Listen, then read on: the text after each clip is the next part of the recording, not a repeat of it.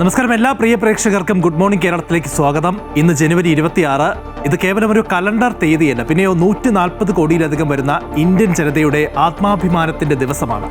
നൂറ്റാണ്ടുകളുടെ അടിമത്തത്തിന്റെ ഇരുമ്പ് ചങ്ങലകൾ പൂർണ്ണമായും തല്ലിത്തകർത്തുണ്ടായ ഇടിമുഴക്കത്തിലൂടെയാണ് നമ്മുടെ ഇന്ത്യ മഹാരാജ്യം പിറന്നത് എന്ന സത്യം നമ്മൾ ഒരിക്കൽ കൂടി ലോകത്തോട് വിളിച്ചു പറയുന്ന ദിനം. 1929 ഡിസംബർ 31 അർദ്ധരാത്രിയിൽ അന്ന് ലാഹോറിലെ രവി നദിക്കരയിൽ പണ്ഡിറ്റ് ജവഹർലാൽ നെഹ്റു ഉയർത്തിയ ആ ത്രിവർണ്ണ പതാക കേവലം ഒരു തുണിക്കഷ്ണം മാത്രമല്ലായിരുന്നു. ബ്രിട്ടീഷ് സാമ്രാജ്യത്തിന്റെ സൂര്യൻ അസ്തമിക്കാത്ത അധികാരത്തിന് മേൽ ഭാരതം കുറിച്ച പൂർണ്ണ സ്വരാജ് എന്ന മരണ വാറണ്ട് അതായിരുന്നു സത്യത്തിൽ അത്. അന്ന് ഒരു പ്രഖ്യാപനമായിരുന്നു ഇന്ത്യൻ ജനത നടത്തിയത്. അടിമത്തം തകർക്കാനുള്ള ഒരു ജനതയുടെ ആദ്യത്തെ നിലവിളി. 20 വർഷങ്ങൾക്ക് ശേഷം 1950 ജനുവരി 26 ഇന്ത്യ ലോകത്തോട് പറഞ്ഞു, ഈ രാജ്യം ഇനി ഭരണാധികാരികളുടേതല്ല, നേരെ മറിച്ച് ജനങ്ങളുടേതാണ്. അധികാരം ജനങ്ങൾക്ക് നൽകുന്ന ഭരണഘടനയുടെ ജനനം അതായിരുന്നു. അതിനുശേഷം 1930 ജനുവരി 26 ആദ്യമായി നമ്മൾ സ്വാതന്ത്ര്യദിനം ആഘോഷിച്ചപ്പോൾ മുതൽ തുടങ്ങിയ ആ ഒരു കനലാണ് 1950 ലോകത്തെ ഏറ്റവും വലിയ ജനാധിപത്യ ഭരണഘടനയായി ജ്വലിച്ചുയർന്നത്, ഇപ്പോഴും മുതിച്ചുകൊണ്ടിരിക്കുന്നത്. പഹൽഗാമിൽ ഭീകരാക്രമണം നടത്തി ഭീകരത ഇന്ത്യയെ മുട്ടുമടക്കുമെന്ന് കരുതിയവർ ചരിത്രം മറന്നുപോയിരിക്കുന്നു എന്ന് പറയേണ്ടി വരും. കാരണം രക്തസാക്ഷികളുടെ സ്വപ്നങ്ങളിൽ എഴുതപ്പെട്ട ഭരണഘടന ഏതാനും വെടിയൊച്ചകൾ കൊണ്ട് കീറിക്കളയാനാകില്ല. ഭയപ്പെടാൻ ഞങ്ങളില്ല എന്നും ഭയപ്പെടുത്താൻ നിങ്ങളും വരേണ്ട എന്നും ഉറക്കെ പ്രഖ്യാപിച്ചുകൊണ്ട് തോക്കിൻ മുനകളേക്കാൾ മൂർച്ച നമ്മുടെ നീതിക്കുണ്ടെന്നും വെടിയുണ്ടകളേക്കാൾ കരുത്ത് നമ്മുടെ ഭരണഘടനയ്ക്കുണ്ടെന്നും ഇന്ത്യ അല്ലെങ്കിൽ നമ്മൾ ഒരുമിച്ച് പ്രഖ്യാപിക്കുകയാണ്. നമ്മുടെ ഭരണഘടന എന്ന് പറയുന്നത് വെറും ഒരു പുസ്തകമല്ല, നേരെ മറിച്ച് ശത്രുക്കൾക്കുള്ള അന്ത്യശാസനവും ഇന്ത്യയിലെ ഓരോ പൗരന്റെയും രക്ഷാ കവചവുമാണ്. ഇന്നതാ 77ാം റിപ്പബ്ലിക് ദിനം നമ്മൾ ആഘോഷിക്കുകയാണ്. ഇത് കേവലം ഒരു ആഘോഷമല്ല, ഇതൊരു സ്മരണയും മുന്നറിയിപ്പുമാണ്. ഈ രാജ്യം ഭയപ്പെട്ടിട്ടില്ല, ഇനി ഭയപ്പെടുകയുമില്ല എന്ന മുന്നറിയിപ്പ്. ഭരണഘടനയാണ് നമ്മുടെ ആത്മാവ്, ഐക്യമാണ് നമ്മുടെ ആയുധം. ഇതാണ് ഇന്ത്യ, ഇതാണ് നമ്മുടെ റിപ്പബ്ലിക്. അമൃത ന്യൂസിന്റെ എല്ലാ പ്രിയ പ്രേക്ഷകർക്കും റിപ്പബ്ലിക് ദിന ആശംസകൾ നേർന്നുകൊണ്ട് ഇന്നത്തെ പ്രധാന തലക്കെട്ടുകൾ നോക്കി വരാം.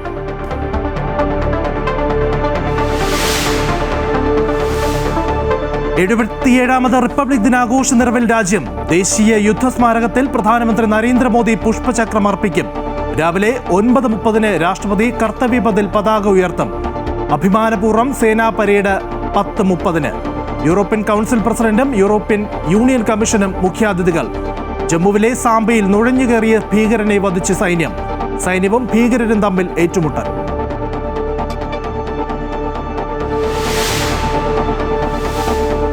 പയ്യന്നൂരിലെ രക്തസാക്ഷി ഫണ്ട് തട്ടിപ്പിൽ വെളിപ്പെടുത്തൽ നടത്തിയ കണ്ണൂർ ജില്ലാ കമ്മിറ്റി അംഗം വി കുഞ്ഞികൃഷ്ണനെതിരെ നടപടിയെടുക്കാനൊരുങ്ങി CPM.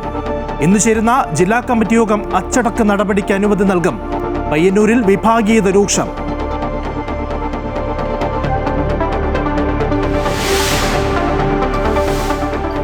സർക്കാർ മെഡിക്കൽ കോളേജ് ഡോക്ടർമാർ സമരം കടുപ്പിക്കുന്നു. അനുകൂല തീരുമാനം വന്നില്ലെങ്കിൽ ഫെബ്രുവരി 2 മുതൽ OP ബഹിഷ്കരിക്കാൻ തീരുമാനം.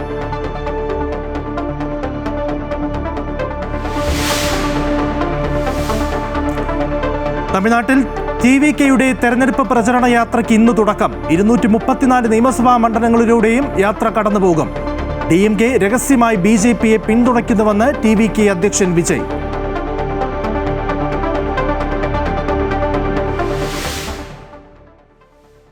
കൊല്ലം കൊട്ടാരക്കരയിൽ ബൈക്കുകൾ കൂട്ടിയിടിച്ച് 2 പേർ മരിച്ചു. 2 പേർ ഗുരുതര പരിക്കുകളോടെ സ്വകാര്യ ആശുപത്രിയിൽ.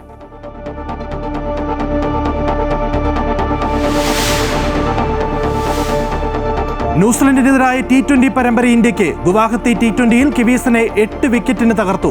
3-ാം മത്സരത്തിലും നിറം മങ്ങി സഞ്ജു സാംസൺ. റിപ്പബ്ലിക് ദിനാഘോഷ നിറവിൽ രാജ്യം.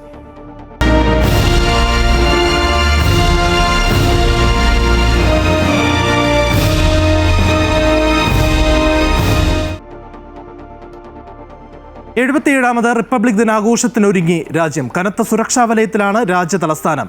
European council president Antonio Costa, European union commission president Ursula von der Leyen എന്നിവരാണ് റിപ്പബ്ലിക് ദിനാഘോഷത്തിലെ മുഖ്യാതിഥികൾ. വിവരങ്ങളുമായി മായ ചേരുകയാണ്.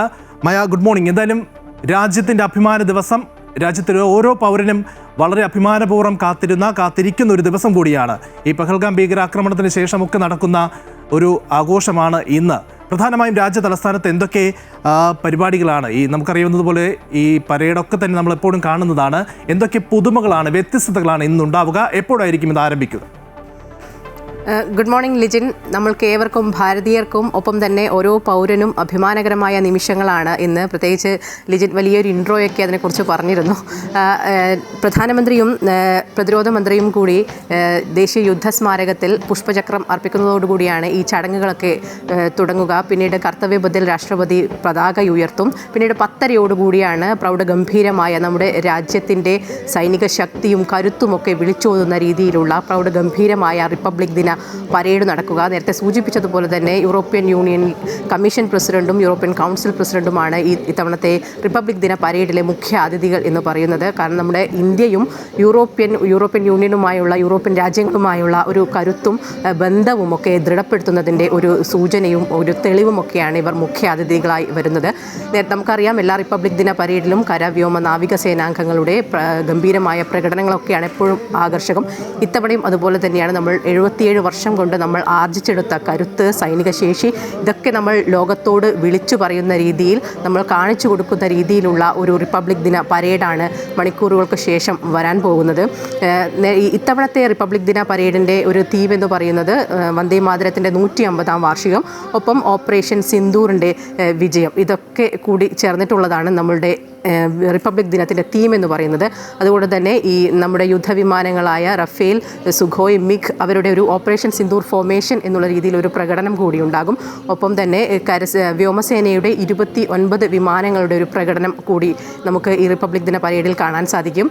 നേരത്തെ പറഞ്ഞതുപോലെ കര, വ്യോമ, നാവിക സേനകളുടെ ഒരു പ്രകടനം, അതുതന്നെയാണ് ഈ റിപ്പബ്ലിക് ദിന പരേഡിൻ്റെ ഒരു ഭംഗിയും അതുപോലെ തന്നെ ഒരു നമ്മൾ പ്രകടനമൊക്കെയാണ് എപ്പോഴും നമുക്കൊരു ആകാംക്ഷയായിട്ട് ഉണ്ടാവുന്നത്. കരസേനയുടെ ഇത്തവണ പുതുതായി രൂപം കൊണ്ട ഭൈരവ് ബറ്റാലിയൻ ആദ്യമായി റിപ്പബ്ലിക് ദിന പരേഡ് നടത്താൻ എത്തുന്നു എന്നുള്ളതാണ്. ഒപ്പം കരസേനയുടെ തന്നെ മൃഗസംരക്ഷണ വിഭാഗം അവരും ആദ്യമായിട്ടാണ് ഇത്തവണ റിപ്പബ്ലിക് ദിന പരേഡിൽ എത്തുന്നത്. അപ്പോൾ കർത്തവ്യപഥിലൂടെ നിരവധി മൃഗങ്ങൾ കൂടി മാർച്ച് പാസ്റ്റ് ചെയ്തു പോകുന്നതും അതും ഒരു കൗതുകമുള്ള ഒരു കാഴ്ചയാണ്. നേരത്തെ ഞാൻ സൂചിപ്പിച്ചതുപോലെ വ്യോമസേനയുടെ 29 വിമാനങ്ങൾ ആകാശത്ത് ഒരു വിസ്മയം തീർക്കുന്ന ഒരു കാഴ്ച അതും കൂടി ഉണ്ടാകും. ഒപ്പം ഈ പരേഡിനൊപ്പം തന്നെ നിശ്ചല ദൃശ്യങ്ങൾ കൂടിയുണ്ട്. കേരളത്തിൻ്റേതുൾപ്പെടെയുള്ള വിവിധ സംസ്ഥാനങ്ങളുടെയും കേന്ദ്രഭരണ പ്രദേശങ്ങളുടെയും ഒപ്പം മറ്റ് വകുപ്പുകളുടെയും ഒക്കെ ഒരു 30ഓളം നിശ്ചല ദൃശ്യങ്ങൾ കർത്തവ്യപഥിലൂടെ കടന്നു പോവുകയും ചെയ്യും. കഴിഞ്ഞ 2 വർഷമായി കേരളത്തിൻ്റെ നിശ്ചല ദൃശ്യം ഇല്ലായിരുന്നു. 2023 അവസാനമായി കേരളത്തിൻ്റെ ഒരു നിശ്ചല ദൃശ്യം ഉണ്ടായിരുന്നത്. അതുകൊണ്ട് ഇത്തവണ കേരളത്തിൻ്റേത് കൂടിയുണ്ട്. ഏകദേശം 30 നിശ്ചല ദൃശ്യങ്ങൾ കർത്തവ്യപഥിലൂടെ കടന്നു പോകും. എന്തായാലും നമ്മളുടെ കരുത്തും നമ്മളുടെ ഇത്രനാളും നമ്മൾ കൈവരിച്ച നമ്മളുടെ ആയുധശേഷിയും ഒക്കെ ലോകത്തോട് കാണിച്ചു തരുന്ന രീതിയിലുള്ള ഒരു പരേഡാണ് നടക്കാൻ പോകുന്നത്. ഇത് ഏകദേശം ഒരു 10,000-ഓളം പേർ ഇത് വീക്ഷിക്കാനായി അവിടെ എത്തുകയും ചെയ്യും. അതോടൊപ്പം തന്നെ നമുക്ക് ആ ദൃശ്യങ്ങൾ നമുക്ക് കാണാം. ഇപ്പോൾ തത്സമയ ദൃശ്യങ്ങളാണ് നമ്മൾ കണ്ടുകൊണ്ടിരിക്കുന്നത്, കർത്തവ്യപഥിൽ നിന്നുള്ള ദൃശ്യങ്ങൾ. മറ്റൊന്ന്, ഈ കഴിഞ്ഞ ദിവസം മുതൽക്ക് തന്നെ രാജ്യ തലസ്ഥാനം കനത്ത സുരക്ഷാ വലയത്തിലാണ്. ഇന്നതാ പലയിടത്തും നുഴഞ്ഞുകയറ്റ ശ്രമമൊക്കെ നടക്കുകയാണ്. സൈന്യം അവരെ പൂർണ്ണമായിട്ടും കീഴടക്കി. സ്വാഭാവികമായും ഈ ദിവസങ്ങളിൽ എല്ലാ സംസ്ഥാനങ്ങളിലും ഒപ്പം തന്നെ രാജ്യ തലസ്ഥാനത്ത് വലിയ സുരക്ഷ ഒരുക്കിയിട്ടുണ്ടാകുമല്ലോ ഇപ്പോൾ തന്നെ. തീർച്ചയായും രാജ്യം കനത്ത സുരക്ഷയിലാണെന്ന് നേരത്തെ ലിജൻ സൂചിപ്പിച്ചതുപോലെ തന്നെ പലയിടത്തായിട്ട് ഈ നുഴഞ്ഞുകയറ്റ ശ്രമങ്ങളൊക്കെയുണ്ട്. ഈ ജമ്മു സാംബയിൽ നുഴഞ്ഞുകയറ്റ ശ്രമം ഉണ്ടായിട്ടുണ്ട്. ഒരു ഭീകരനെ സൈന്യം വധിച്ചിട്ടുണ്ട്. അതുപോലെ തന്നെ കിഷ്ത്വാരയിലും സൈന്യവും ഭീകരരും തമ്മിൽ ഏറ്റുമുട്ടലുണ്ടായി 3 ഭീകരരെ പിടിച്ചതായിട്ടുള്ളൊരു വാർത്തകളൊക്കെ പുറത്തു വരുന്നത്. ഇന്ത്യ പാക് അതിർത്തിയിൽ ഉൾപ്പെടെ കർശന സുരക്ഷയാണ്.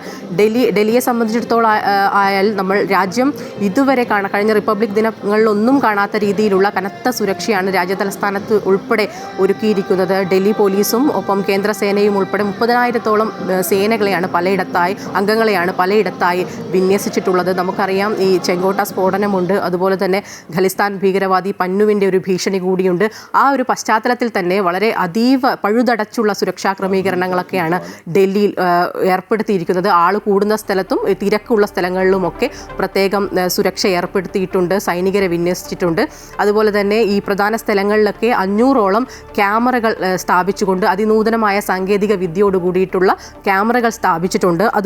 ഒപ്പം തന്നെ ഈ റിപ്പബ്ലിക് ദിന പരേഡ് കാണാൻ വരുന്നത് ഞാൻ നേരത്തെ സൂചിപ്പിച്ചതുപോലെ 10,000-ഓളം പേർ വരുന്നുണ്ട്. ഇവരൊക്കെ ദേഹപരിശോധന ഉൾപ്പെടെ 6 സുരക്ഷാ പരിശോധനകൾ കടന്നു വേണം അവിടേക്ക് ചെല്ലാൻ വേണ്ടിയിട്ട്. അതുകൊണ്ട് തന്നെ കനത്ത വലിയ രീതിയിലുള്ള ഒരു സുരക്ഷയാണ് ഒരുക്കിയിട്ടുള്ളത്. ഈ ഫേസ് ഡിറ്റക്ഷൻ സംവിധാനമുള്ള AI ഗ്ലാസുകൾ പോലീസുകാർക്ക് നൽകിയിട്ടുണ്ട്. അതുകൊണ്ട് തന്നെ വലിയ രീതിയിലുള്ള പഴുതടച്ച സുരക്ഷയാണ് രാജ്യതലസ്ഥാനം ഇന്നേ വരെ കണ്ടിട്ടില്ലാത്ത രീതിയിലുള്ള സുരക്ഷയാണ് ഇതിനോടനുബന്ധിച്ച് ഒരുക്കിയിട്ടുള്ളത്. നേരത്തെ സൂചിപ്പിച്ചതുപോലെ ഡൽഹിയിലെ വിവിധ സ്ഥലങ്ങളിൽ ക്യാമറകൾ, അത്യാധുനിക സൗകര്യങ്ങളുള്ള ക്യാമറകളൊക്കെ സ്ഥാപിച്ചിട്ടുണ്ട്. അതുപോലെ തന്നെ ഡൽഹി പോലീസിൻ്റെ സ്വാറ്റ് ടീമും ഒപ്പം NSGയും ഒക്കെ ചേർന്നാണ് ഈ സുരക്ഷ ഡൽഹി തലസ്ഥാനത്ത് സുരക്ഷ നിയന്ത്രിക്കുന്നത്. ലിജി, ശരി. എന്തായാലും 77ാമത് റിപ്പബ്ലിക് ദിനാഘോഷത്തിന് ഒരുങ്ങിയിരിക്കുകയാണ് രാജ്യം. കനത്ത സുരക്ഷയിലാണ് രാജ്യ തലസ്ഥാനം. അതിനിടയ്ക്കാണ് അങ്ങിങ്ങായി ഇത്തരത്തിൽ നുഴഞ്ഞുകയറ്റ ശ്രമമൊക്കെ നടക്കുന്നത്. പക്ഷേ സൈന്യമുണ്ട്, അവർ എപ്പോഴും നമുക്ക് കാവലായി രാജ്യത്തിൻ്റെ നാനാവശങ്ങളിലുമുണ്ട്. മാത്രമല്ല ഇന്നത്തെ പ്രത്യേകത യൂറോപ്യൻ കൗൺസിൽ പ്രസിഡന്റ് അന്റോണിയോ കോസ്റ്റയും അതോടൊപ്പം തന്നെ union commission president Ursula von der Leyen അടക്കമുള്ളവരാണ് ഇന്നത്തെ റിപ്പബ്ലിക് ദിനാഘോഷത്തിലെ മുഖ്യ അതിഥികൾ. എന്തായാലും മായയാണ് അവിടെയുള്ള വിവരങ്ങൾ നൽകിയത്. 77ാമത് റിപ്പബ്ലിക് ദിനം വിപുലമായി ആഘോഷിക്കാൻ സംസ്ഥാനവും എന്തായാലും ഒരുങ്ങിക്കഴിഞ്ഞു. രാവിലെ ഗവർണർ ദേശീയ പതാക ഉയർത്തും. വിവിധ സേനാ വിഭാഗങ്ങളുടെ അഭിവാദ്യം അദ്ദേഹം സ്വീകരിക്കും. അതേസമയം നിയമസഭാ സമുച്ചയത്തിൽ സ്പീക്കർ AN ഷംസീർ ആയിരിക്കും ദേശീയ പതാക ഉയർത്തുക. വിവരങ്ങളുമായി ആതിര രാധാകൃഷ്ണൻ ചേരുകയാണ്. ആതിര, രാജ്യ തലസ്ഥാനത്ത് എന്തായാലും വലിയ ഒരുക്കങ്ങളാണ്.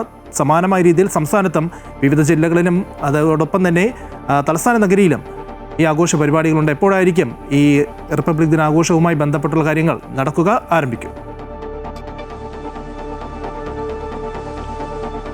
ലിജിൻ, 77ാം റിപ്പബ്ലിക് ദിനം വലിയ രീതിയിൽ വിപുലമായി തന്നെ ആഘോഷിക്കാനുള്ള ഒരുക്കത്തിലാണ് ഏതായാലും സംസ്ഥാനവും. ഇന്ന് രാവിലെ ഏകദേശം 9 മണിയോടുകൂടി തിരുവനന്തപുരം സെൻട്രൽ സ്റ്റേഡിയത്ത് ഗവർണറും മുഖ്യമന്ത്രിയും പങ്കെടുക്കുന്ന പരിപാടിയുണ്ട്. ഗവർണറായിരിക്കും പതാക ഉയർത്തുക. അതിനുശേഷം ഗവർണർ വിവിധ സേനാ വിഭാഗങ്ങളുടെയും അശ്വാരൂഢ സേന ഉൾപ്പെടെയുള്ള വിവിധ സേനാ വിഭാഗങ്ങളുടെയും അതുപോലെ തന്നെ NCC, NSS വോളണ്ടിയർമാർ, ഗൈഡ്സ്, സ്കൌട്ട്, അതുപോലെ തന്നെ സ്റ്റുഡന്റ് പോലീസുകൾ തുടങ്ങിയ വിദ്യാർത്ഥികളുടെ വിഭാഗങ്ങളുടെയും ഒക്കെ തന്നെ അഭിവാദ്യം ഗവർണർ സ്വീകരിക്കും. അതിനുശേഷമായിരിക്കും ഈ വായുസേനയുടെ പുഷ്പവൃഷ്ടി, അത് പതിവായി എല്ലാ വർഷവും നടന്നു വരുന്നതാണ്. പുഷ്പവൃഷ്ടിയും ഉണ്ടാകും. അതിനുശേഷം ഈ പരേഡിന് ശേഷം വിവിധ സ്കൂളുകളിലെ വിദ്യാർത്ഥികൾ സംഘടിപ്പിക്കുന്ന ദേശഭക്തി ഗാനം ഉൾപ്പെടെയുള്ള വിവിധ പരിപാടികളാണ് ഏതായാലും തിരുവനന്തപുരം സെൻട്രൽ സ്റ്റേഡിയത്ത് നടക്കുക. കൃത്യം 9 മണിയോടുകൂടി തന്നെ ഈ പരിപാടികളൊക്കെ ആരംഭിക്കുമെന്നുള്ളതാണ് നിലവിൽ ലഭിച്ചിരിക്കുന്ന വിവരം. അതുപോലെ തന്നെ സംസ്ഥാനത്തിന്റെ വിവിധ ഭാഗങ്ങളിലും റിപ്പബ്ലിക് ദിനവുമായി ബന്ധപ്പെട്ട വിവിധ രീതിയിലുള്ള ആഘോഷ പരിപാടികളാണ് സംഘടിപ്പിച്ചിട്ടുള്ളത്. നിയമസഭാ സമുച്ചയത്തിൽ സ്പീക്കർ AN ഷംസീർ ആയിരിക്കും ദേശീയ പതാക ഉയർത്തുക. അതിനുശേഷം അദ്ദേഹവും വിവിധ സേനകളുടെ ഗാർഡ് ഓഫ് ഓണർ ഉൾപ്പെടെ സ്വീകരിക്കുന്നതായിരിക്കും. KPCCയുടെ ആഘോഷം രാവിലെ 10 മണിക്ക് KPCC ഓഫീസിൽ ഉണ്ടാകുമെന്നാണ് നിലവിൽ അറിയാൻ സാധിക്കുന്നത്. സംസ്ഥാനത്തൊട്ടാകെ ഏതായാലും റിപ്പബ്ലിക് ദിനവുമായി ബന്ധപ്പെട്ട വിവിധ രീതിയിലുള്ള ആഘോഷ പരിപാടികൾ ഇന്ന് സംഘടിപ്പിക്കപ്പെടുന്നുണ്ട്. ഏതായാലും തിരുവനന്തപുരത്ത് രാവിലെ 9 മണിയോടുകൂടി തന്നെ ഗവർണറും മുഖ്യമന്ത്രിയും പങ്കെടുക്കുന്ന പരിപാടികൾ ആരംഭിക്കും.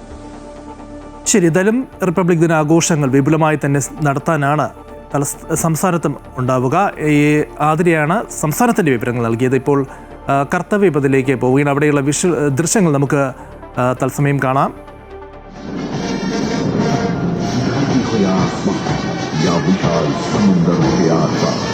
भारतीय सेना संगठित आगे बढ़ती है. भारतीय सेना अन्य सैन्य बलों के साथ मजबूती से जुड़ एक बेहतर तालमेल बिठा निर्माण कर रही है राष्ट्र की सुरक्षा का एक अभेद्य कवच. भारत के लिए सभी संगठन हमेशा तैयार, हमेशा अपराधित. आपदा के समय हम सबसे पहले पहुंचकर जान बचाते हैं और आशाओं को फिर से जगाते हैं.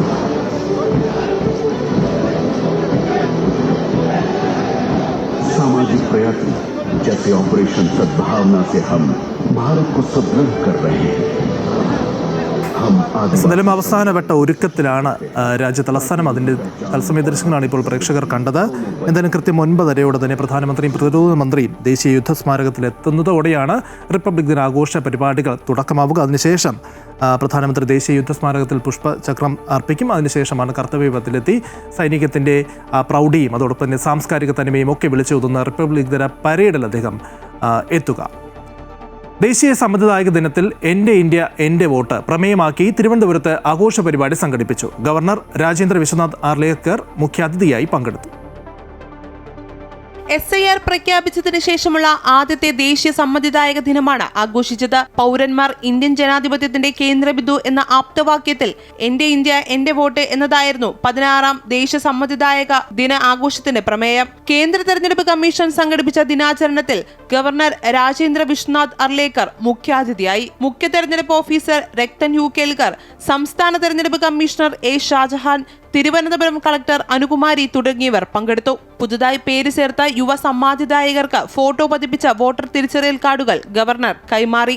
സാങ്കേതിക വിദ്യയുടെ ഫലപ്രദമായ ഉപയോഗം തിരഞ്ഞെടുപ്പ് നിർവഹണവും ലോജിസ്റ്റിക്സും മാതൃകാ പെരുമാറ്റച്ചട്ട നടത്തിപ്പും നിർവഹണവും തുടങ്ങി വിവിധ വിഭാഗങ്ങളിലെ മികച്ച തെരഞ്ഞെടുപ്പ് പ്രവർത്തനങ്ങൾക്ക് ഏർപ്പെടുത്തിയ പുരസ്കാരങ്ങളും അവാർഡുകളും മാധ്യമ പുരസ്കാരങ്ങളും സമ്മാനിച്ചു. അമൃതാനുസ്, തിരുവനന്തപുരം. ആരോപണ വിധേയനായ TA മധുസൂദനൻ MLA രാജിവെക്കണമെന്ന ആവശ്യവുമായി പയ്യന്നൂരിൽ പ്രകടനം നടത്തിയ കോൺഗ്രസ് പ്രവർത്തകരെ ആക്രമിച്ച സംഭവത്തിൽ 18 BJP പ്രവർത്തകരെ ആക്രമിച്ച സംഭവത്തിൽ 25 CPM പ്രവർത്തകർക്കെതിരെ പോലീസ് കേസെടുത്തു. അതേസമയം പാർട്ടി നേതൃത്വത്തിനെതിരെ കടുത്ത വിമർശനം ഉയർത്തിയ V കുഞ്ഞികൃഷ്ണനെ പുറത്താക്കാൻ ഇന്നലെ ചേർന്ന ജില്ലാ സെക്രട്ടേറിയറ്റ് തീരുമാനിച്ചിരുന്നു. ഈ തീരുമാനം ഇന്നത്തെ ജില്ലാ കമ്മിറ്റി യോഗത്തിൽ അവതരിപ്പിക്കും. കൂടുതൽ വിവരങ്ങളുമായി MM രാകേഷ് ചേരുകയാണ്. Rakesh, good morning. കഴിഞ്ഞ ദിവസം തന്നെ MV ജയരാജൻ പറഞ്ഞൊരു കാര്യമുണ്ട്, ഈ കുഞ്ഞികൃഷ്ണൻ ശത്രുവിൻ്റെ കയ്യിലെ കോടാലിക്കൈയാണെന്നും പാർട്ടി അപമാനിച്ചു എന്നതടക്കമുള്ള കാര്യങ്ങളാണ് അദ്ദേഹം മാധ്യമങ്ങളോട് പറഞ്ഞത്. എന്തായാലും നടപടി ഉണ്ടാകുമെന്ന് ഉറപ്പായി. ഇന്നതാ അദ്ദേഹത്തെ പുറത്താക്കി മുഖം രക്ഷിക്കാനുള്ള ഒരു നീക്കമായിരിക്കുമോ CPM നടത്തുന്നത്?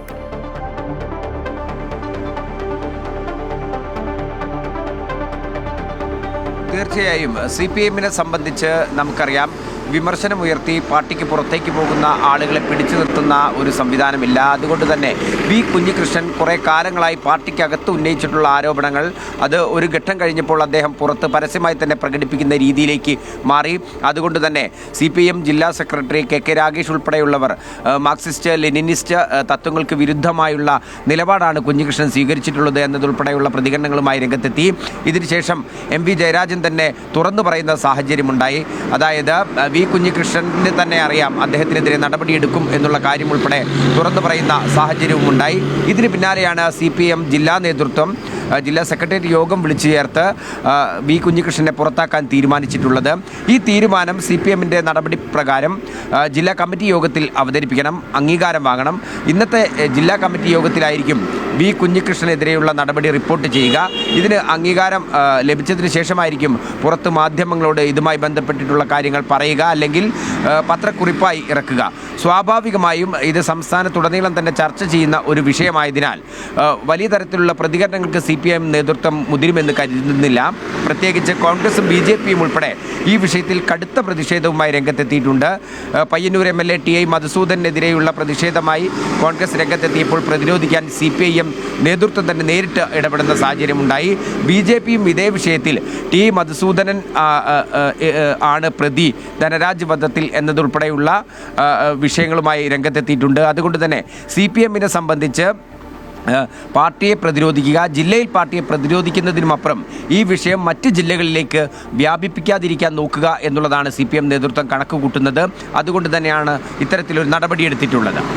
രാകേഷ്, ഒരു കാര്യം കൂടി, ഈ കഴിഞ്ഞ ദിവസം തന്നെ ഈ CPM ഏരിയ സെക്രട്ടറി പറഞ്ഞൊരു കാര്യമുണ്ട്. അതായത് ഈ MLA-യുടെ വസതിയിലേക്ക് ആര് മാർച്ച് നടത്തിയാലും അവർക്കെതിരെ നടപടി ഉണ്ടാകും അല്ലെങ്കിൽ പ്രതിരോധിക്കുമെന്നായിരുന്നു. അതിൻ്റെ ഭാഗമായിട്ടാണ് ഈ BJP കോൺഗ്രസ് പ്രവർത്തകർക്ക് മർദ്ദനമേൽക്കുന്നത്. കഴിഞ്ഞ ദിവസം പ്രതിപക്ഷ നേതാവും പറഞ്ഞതും ഈ പോലീസ് നടപടിയെടുത്തില്ലെങ്കിൽ നിയമ നടപടിയുമായി മുന്നോട്ട് പോകും. അതിൻ്റെ അടിസ്ഥാനത്തിലാണോ ഇപ്പോൾ ഇവർക്കെതിരെ കേസെടുത്തിരിക്കുന്നത്?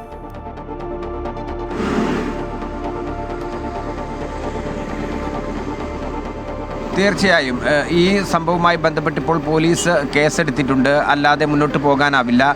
കാരണം നമുക്കറിയാം, കണ്ണൂരിൽ കുറച്ചു കാലമായി ഇത്തരത്തിലുള്ള വലിയ തരത്തിലുള്ള ഒരു അനിഷ്ട സംഭവങ്ങളൊന്നും തന്നെ ഇല്ല. അത്തരം അനിഷ്ട സംഭവങ്ങളിലേക്ക് പോവുകയാണെങ്കിൽ അത് സംസ്ഥാന സർക്കാരിനും ഒപ്പം തന്നെ പോലീസിനും തന്നെ പിടിപ്പുകേടാകും. അതുകൊണ്ട് തന്നെ ഇത്തരം ഒരു വിഷയത്തിൽ നടപടിയുമായി മുന്നോട്ട് പോകാതെ നിവൃത്തിയില്ല എന്നുള്ള ഘട്ടത്തിലായിരിക്കണം ഇപ്പോൾ കേസെടുത്തിട്ടുള്ളത്. വരും ദിവസങ്ങളിലും ഇതേ വിഷയം ഉയർത്തിക്കൊണ്ട് തന്നെ കോൺഗ്രസും BJPയും രംഗത്തെത്തുന്ന ഒരു പശ്ചാത്തലമുണ്ടാകും. ആ പശ്ചാത്തലം ഉണ്ടാകാതിരിക്കാനാണ് ഇന്ന് തന്നെ നടപടി അംഗീകരിച്ചുകൊണ്ട് റിപ്പോർട്ട് ചെയ്യുക എന്നുള്ള തരത്തിലേക്ക് കാര്യങ്ങൾ മാറുന്നത്. അതേസമയം വി കുഞ്ഞികൃഷ്ണൻ്റെ വരാനിരിക്കുന്ന പുസ്തകമുണ്ട്. ഈ പുസ്തകത്തിനകത്ത് CPIMനെ പ്രതിരോധത്തിലാക്കുന്ന എന്തെല്ലാം കാര്യങ്ങൾ ഉണ്ടാകുമെന്നുള്ളതും CPIM നേതൃത്വത്തെ സംബന്ധിച്ച് ആശങ്കയുണ്ടാക്കുന്ന കാര്യമാണ്. ഇന്നത്തെ ഈ ഒരു നടപടി റിപ്പോർട്ട് ചെയ്ത് അംഗീകരിക്കുന്നതിന് ശേഷം വി കുഞ്ഞികൃഷ്ണൻ നടത്തിയേക്കാവുന്ന പ്രതികരണങ്ങളിലും CPIMന് ഭയമുണ്ടാകും സ്വാഭാവികമായി. ശരി രാകേഷ്, എന്തായാലും ഈ ഫണ്ട് തിരിമറിയുമായി ബന്ധപ്പെട്ട് തുറന്നു പറച്ചിൽ അല്ലെങ്കിൽ ചില ചോദ്യങ്ങൾ ഉന്നയിച്ചതിനാണ് കുഞ്ഞികൃഷ്ണനെ എന്തായാലും ഇപ്പോൾ പാർട്ടി പുറത്താക്കുന്നത്. എന്തായാലും ഇന്ന് ചേർന്ന ജില്ലാ സെക്രട്ടേറിയറ്റ് യോഗത്തിലായിരിക്കും ഈ തീരുമാനം ഉണ്ടാവുക. രാകേഷായിരുന്നു വിവരങ്ങൾ നൽകിയത്. നടൻ വിജയുടെ രാഷ്ട്രീയ പാർട്ടിയായ TVK സംസ്ഥാനത്തുടനീളം ഇന്നു മുതൽ പ്രചാരണ യാത്ര ആരംഭിക്കും. സംസ്ഥാന തെരഞ്ഞെടുപ്പിന് മുന്നോടിയായി പിന്തുണ തേടുന്നതിനായി സംസ്ഥാനത്തെ 234 നിയമസഭാ മണ്ഡലങ്ങളിലൂടെയും യാത്ര കടന്നുപോകും. അതേസമയം രാഷ്ട്രീയ യാത്രയിലെ സുപ്രധാന ഘട്ടത്തിലാണ് TVK എന്ന് ഭാരവാഹി യോഗത്തിൽ വിജയ് വ്യക്തമാക്കി. തമിഴ്നാട്ടിൽ മുൻപും ഭരിച്ചിരുന്നവരും BJPക്ക് അടിമകളായിരുന്നു. DMK രഹസ്യമായി BJPയെ പിന്തുണയ്ക്കുന്നു. ജനങ്ങൾ TVKയെ വിശ്വസിക്കുന്നു. ആ വിശ്വാസം TVK സംരക്ഷിക്കണം. ജനങ്ങൾ TVKയെ ഹൃദയത്തിലേറ്റിയെന്നും വിജയ് വ്യക്തമാക്കി.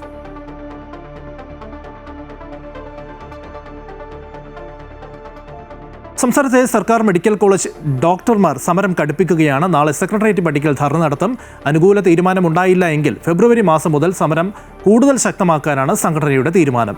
വിവരങ്ങളുമായി ആതിര രാധാകൃഷ്ണൻ ചേരുന്നുണ്ട്. ആതിര, ഈ ഡോക്ടർമാർ സമരത്തിലേക്ക് കടക്കുകയാണ്, മാത്രമല്ല അവർ കൂടുതൽ കടുപ്പിക്കുകയാണ്. എന്തൊക്കെ കാര്യങ്ങളാണ് അല്ലെങ്കിൽ ആവശ്യങ്ങളാണ് അവർ മുന്നോട്ട് വയ്ക്കുന്നത് സർക്കാരിന് മുൻപിൽ?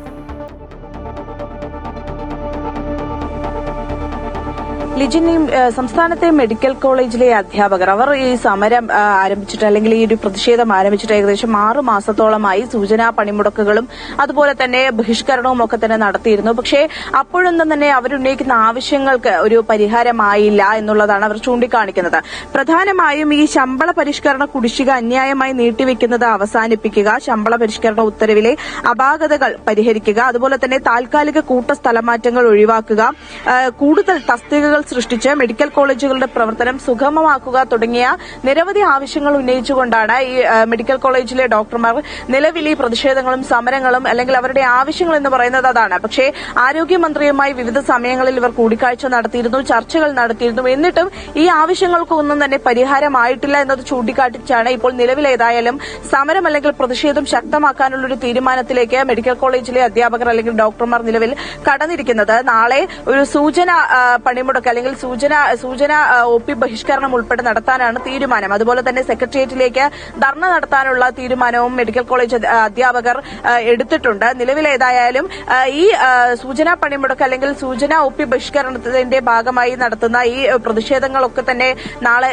ഉണ്ടാകും. അതിനുശേഷവും യാതൊരു തരത്തിലുമുള്ള തീരുമാനമോ നടപടികളോ സർക്കാരിന്റെ ഭാഗത്തു നിന്നും ഉണ്ടായില്ലെങ്കിൽ അനിശ്ചിതകാലത്തേക്ക് OP ബഹിഷ്കരിക്കാനും അതുപോലെ തന്നെ അടിയന്തരമല്ലാത്ത ശസ്ത്രക്രിയകൾ ബഹിഷ്കരിക്കാനുള്ള ഒരു തീരുമാനത്തിലേക്കൊക്കെയാണ് ഈ അധ്യാപകർ ഏതായാലും കടക്കുന്നത്. അതുപോലെ തന്നെ അധ്യാപനം നിർത്തിവെക്കാനുള്ള ഒരു തീരുമാനത്തിലേക്കും ഈ നിലവിൽ ഇവർ തീരുമാനിച്ചിട്ടുണ്ട് എന്നുള്ളതാണ് വിവരം.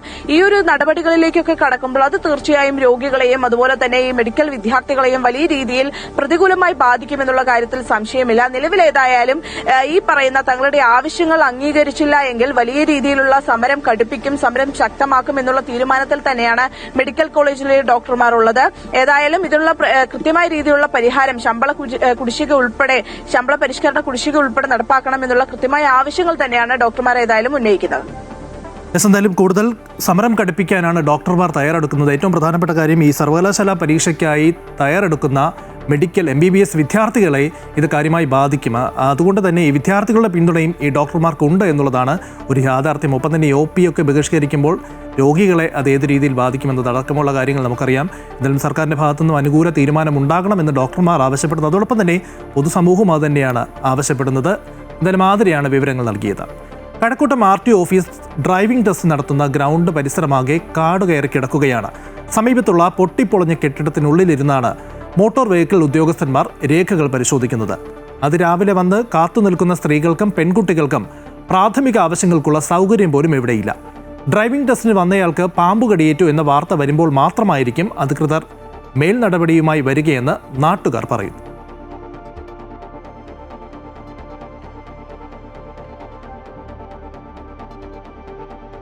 കാസർഗോഡ് കുമ്പളയിലെ താൽക്കാലിക ടോൾ പിരിവിനെതിരെ മഞ്ചേശ്വരം MLA നേതൃത്വത്തിൽ നടത്തുന്ന സമരം BJPക്കെതിരെയുള്ള രാഷ്ട്രീയ നീക്കമെന്ന് BJP കോഴിക്കോട് മേഖലാ പ്രസിഡന്റ് അഡ്വക്കേറ്റ് K. ശ്രീകാന്ത്.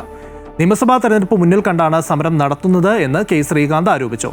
ഹൈക്കോടതി വിധി മാനിക്കാതെ ആക്ഷൻ കമ്മിറ്റി നടത്തുന്ന ടോൾ സമരത്തിനെതിരെ രാജ്മോഹൻ ഉണ്ണിത്താൻ MP പരസ്യമായി പ്രതികരിച്ചത് വലിയ ചർച്ചയാകുന്നതിനിടയിലാണ് BJP പ്രതികരണവുമായി രംഗത്തെത്തുന്നത്.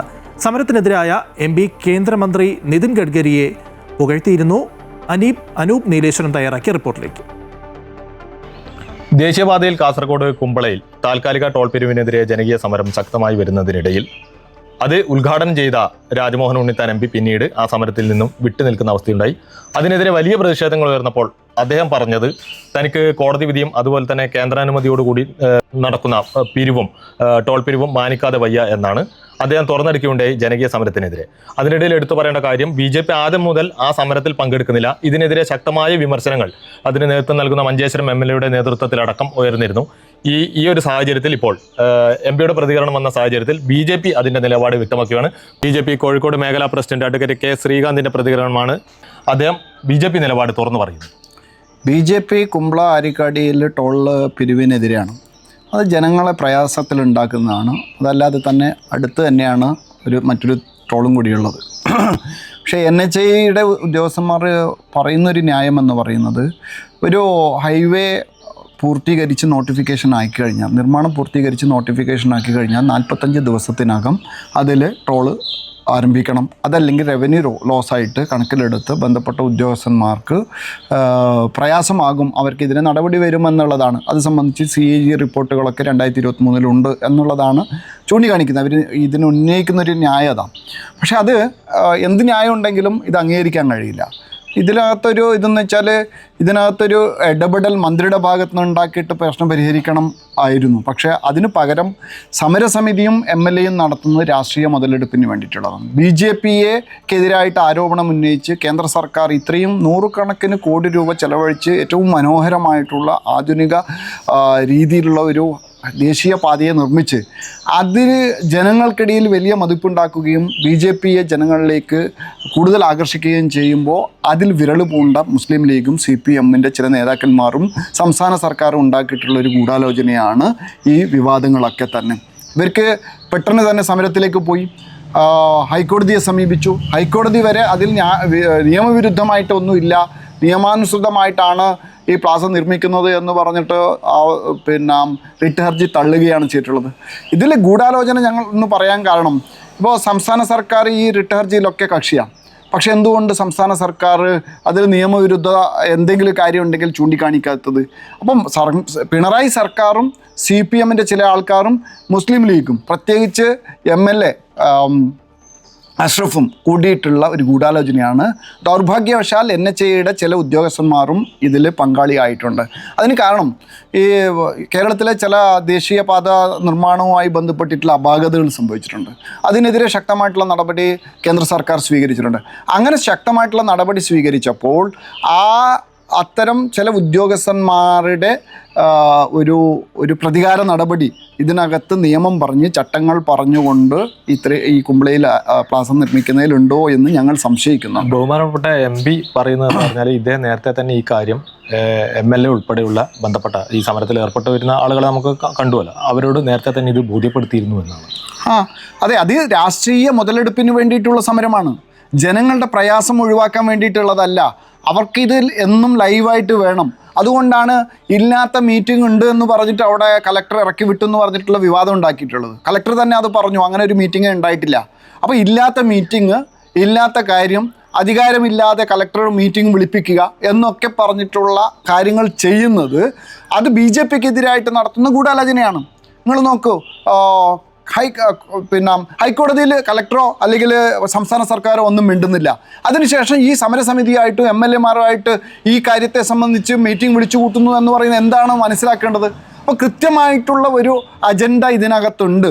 BJPക്കെതിരായിട്ട്, പ്രത്യേകിച്ച് BJPക്ക് സ്വാധീനമുള്ള 2 മണ്ഡലങ്ങളുള്ള ഈ പ്രദേശത്ത് ജനങ്ങൾ BJPയിലേക്ക് കൂടുതൽ അടുക്കുമ്പോൾ അതിന് നിന്ന് ജനങ്ങളെ BJPയിൽ നിന്ന് അകറ്റാനുള്ള ഒരു ഗൂഢാലോചന, രാഷ്ട്രീയ തന്ത്രമാണ്, കുതന്ത്രമാണിത്.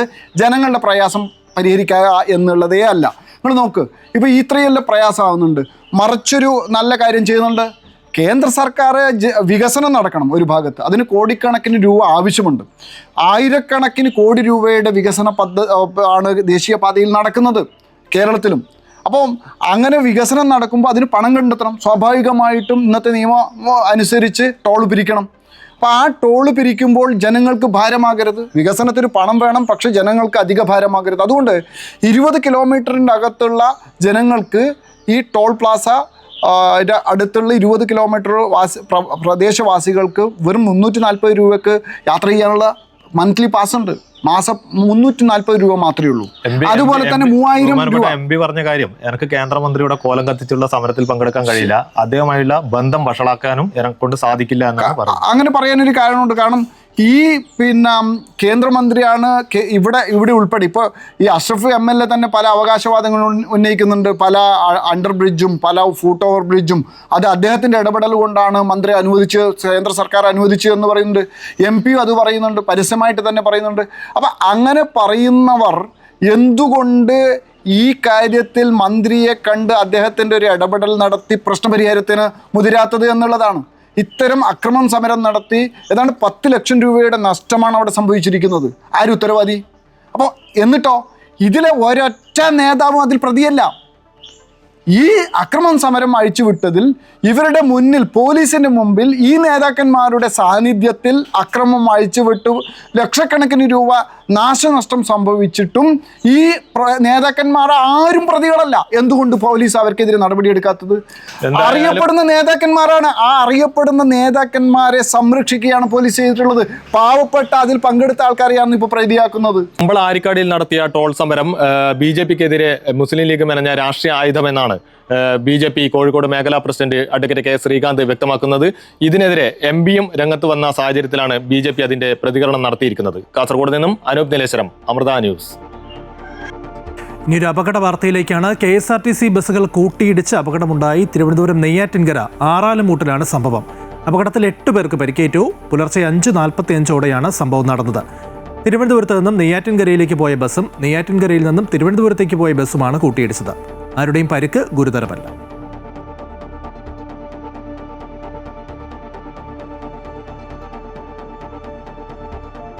കൊല്ലം ദേശീയപാത നെടുവത്തൂരിൽ ബൈക്കുകൾ കൂട്ടിയിടിച്ച് 2 പേർ മരിച്ചു.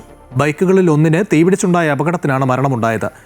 എഴുകോൺ അമ്പലത്തുകാല കാർത്തിക ഭവനിൽ അഭിഷേക്, മൈലം സ്വദേശി സിദ്ധി വിനായക് എന്നിവരാണ് മരിച്ചത്. ഗുരുതരമായി പരിക്കേറ്റ 2 പേരെ കൊട്ടാരക്കരയിൽ സ്വകാര്യ ആശുപത്രിയിൽ പ്രവേശിപ്പിച്ചു. ഇന്നലെ രാത്രി 10:30 നെടുവത്തൂർ താമരശ്ശേരി ജംഗ്ഷന് സമീപമായിരുന്നു അപകടം. അമിത വേഗത്തിൽ എതിരെ എത്തിയ ബൈക്കുകൾ കൂട്ടിയിടിച്ചതിൽ ഒരെണ്ണം കത്തുകയായിരുന്നുവെന്ന് നാട്ടുകാർ പറയുന്നു. കത്തിയ ബൈക്കിലുണ്ടായിരുന്ന അഭിഷേക് അപ്പോൾ തന്നെ മരിച്ചു. അഗ്നിരക്ഷാ സേനയെത്തി തീ അണച്ച ശേഷമാണ് അഭിഷേകിന്റെ മൃതദേഹം ആശുപത്രിയിലേക്ക് മാറ്റിയത്.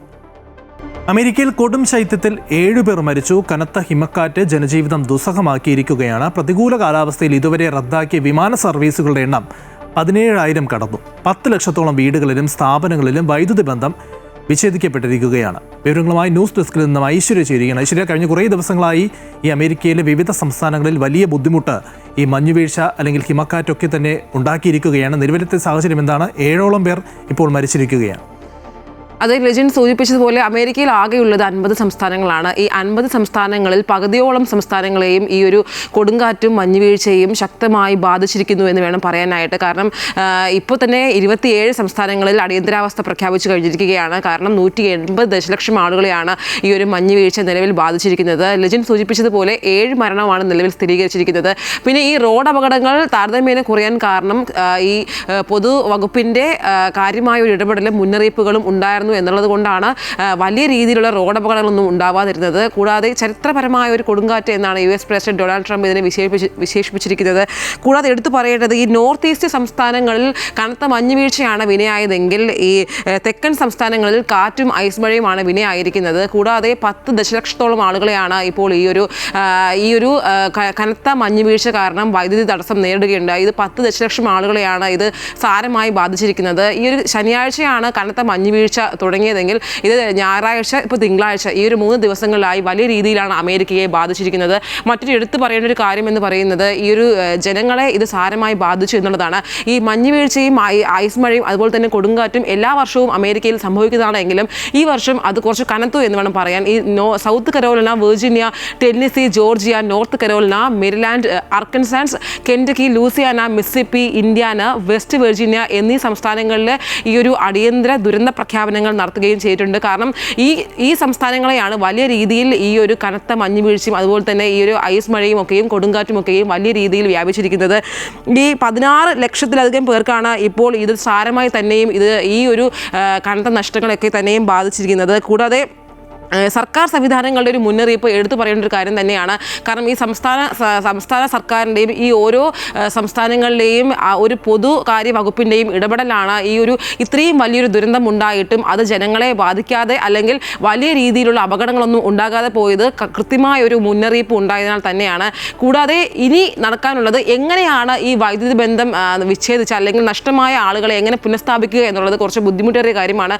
കാരണം കാലാവസ്ഥ അധികം മോശമാണ്. കാരണം ഈ 17 സംസ്ഥാനങ്ങളിലും പിന്നെ ഡിസ്ട്രിക്ട് ഓഫ് കൊളംബിയയിലും ഈ കാലാവസ്ഥ അടിയന്തരാവസ്ഥ പ്രഖ്യാപിച്ചിരുന്ന ഒരു സമയത്ത് തന്നെ എങ്ങനെ ഇവർക്ക് നഷ്ടമായ ഈ വൈദ്യുതി ബന്ധം എങ്ങനെ പുനഃസ്ഥാപിക്കും എന്നുള്ളതിൽ കുറച്ച് അനിശ്ചിതത്വം തുടരുകയാണ്. കാരണം ഈ ഒരു കാലാവസ്ഥ വ്യതിയാനത്തിൽ ഒരു മാറ്റം സംഭവിച്ചാൽ മാത്രമേ ഇതിലൊക്കെയും ഒരു ഇപ്പോൾ നഷ്ടപ്പെട്ട കാര്യങ്ങളിലൊക്കെയും തിരിച്ചെടുക്കാൻ കഴിയുകയുള്ളൂ. കൂടാതെ എടുത്തു പറയേണ്ട മറ്റൊരു കാര്യം 17,000 വിമാന സർവീസുകളാണ് ഇപ്പോൾ റദ്ദാക്കിയിരിക്കുന്നത്. ഈ ഒരു ശനിയാഴ്ച മുതൽ ഇന്ന് തിങ്കളാഴ്ച വരെയും ഏകദേശം 3/4 വിമാന സർവീസുകളെയും വലിയ രീതിയിൽ തന്നെ ഈ ഒരു മഞ്ഞുവീഴ്ചയും അതുപോലെ തന്നെ കൊടുങ്കാറ്റുമൊക്കെയും സാരമായി ബാധിച്ചിട്ടുണ്ട്. എന്തായാലും ഇപ്പോൾ അമേരിക്കൻ പ്രസിഡന്റ് ഡൊണാൾഡ് ട്രംപ് ഇതിൽ ഇടപെട്ടിരിക്കുകയാണ്. കാരണം ഈ ഒരു കാലാവസ്ഥ വ്യതിയാനത്തിൽ ഒരു മാറ്റം സംഭവിക്കാനായി എങ്ങനെ ഈ ജനങ്ങൾ നേരിട്ട പ്രശ്നങ്ങൾ എങ്ങനെ അഭിമുഖീകരിക്കും എന്നുള്ളതിലൊക്കെയും അമേരിക്കൻ പ്രസിഡന്റ് ഡൊണാൾഡ് ട്രംപ് ഇടപെട്ടിരിക്കുകയാണ്. കൂടാതെ ഈ സ്കൂളുകൾക്കും അതുപോലെ തന്നെ കോളേജുകൾക്കുമെല്ലാം അവധി പ്രഖ്യാപിച്ചിരിക്കുകയാണ്. കാരണം മറ്റ് പൊതുഗതാഗത സംവിധാനങ്ങളൊക്കെയും നിർത്തലാക്കിയിരിക്കുകയാണ്. ഈ ഒരു അടിയന്തരാവസ്ഥ മറികടക്കുന്നതിനായിട്ടായി